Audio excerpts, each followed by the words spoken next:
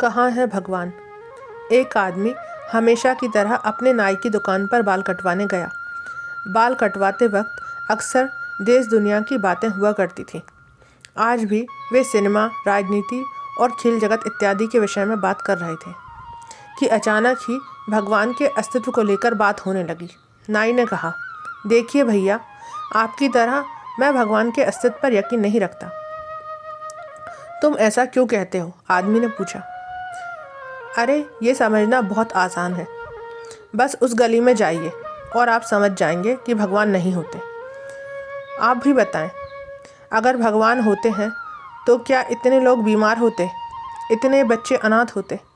अगर भगवान होते तो किसी को कोई दर्द, कोई तकलीफ़ नहीं होती। नाई ने बोलना जारी रखा, मैं ऐसे भगवान के बारे में नहीं सोच सकता जो इन सब चीज़ों को होने दे। आप ही बताइए, कहाँ है भगवान? आदमी एक क्षण के लिए रुका, कुछ सोचा, पर बहस न बढ़े इसलिए चुप ही रहा। नाई ने अपना काम ख़त्म किया और आदमी कुछ सोचते हुए दुकान के बाहर निकल गया। कुछ दूर जाकर खड़ा हो गया। कुछ देर इंतज़ार करने के बाद उसे एक लंबी दाढ़ी मूंछ वाला अधेड़ व्यक्ति उस तरफ से आते हुए दिखाई पड़ा।